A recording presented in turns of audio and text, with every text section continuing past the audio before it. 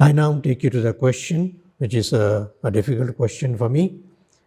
The question reads as such: is remarriage after divorce always adultery? Is remarriage after divorce always adultery? First of all, marriage for Christians is a sacred sacrament. It's a sacred bond. And in this sacred bond, we say that God brings two people together and blesses them in the sign of the priest, blesses them in the sign of the cross, to seal them together, to make them of one mind, one heart, one soul, one body. So this we call a valid Catholic marriage. And a valid Catholic marriage which is celebrated in the church with full consent of the parties, with full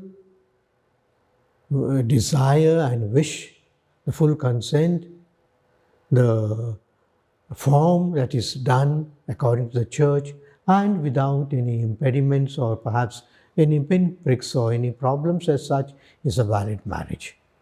And we read in the Gospel of Mark, chapter 10, verse 9, which says, "What God has joined, let no man put asunder." But God has joined, let no man put asunder.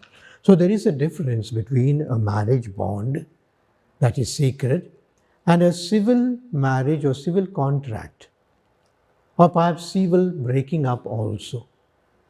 You know, a civil contract can be broken. But marriage is not just a civil contract. It's a sacred bond. And therefore, it cannot be broken. Even what God has joined, that no man put asunder. Perhaps even God will not try to put asunder what is validly instituted as a marriage. In the church, we speak of what's called annulment of marriage. What is annulment? Annulment is to show that the marriage that has taken place in the church did not have one of these elements, and therefore no marriage took place. It's like an electrician who puts the wires together and he says, unless both the positive and the negative go together with all the elements that are there, there will not be current. You can have bundles of wires with you, but if one is not a positive, one is not a negative, something is missing. And therefore, in the annulment of the marriage, what is tried to be proved is that there is an element which was not there from the date of the day of the marriage. From that day onwards, that marriage never took place because this connection was not there. What are these three things? There are the three things. One is full consent. Perhaps the partners did not have a consent.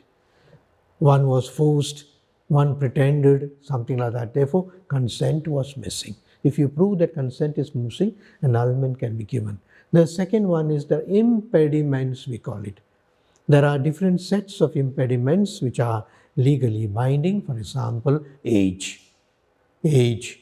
If minors marry, the church respects the law of the country and says 18 and 21.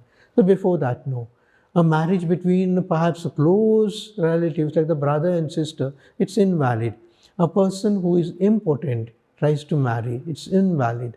So there are so many of these things that make the marriage invalid. If you show there was one impediment which the church says is an impediment, not just small irritants, I didn't like the color of the girl didn't smile, the girl is bowing her head. These are not impediments. The impediments are serious objections to marriage.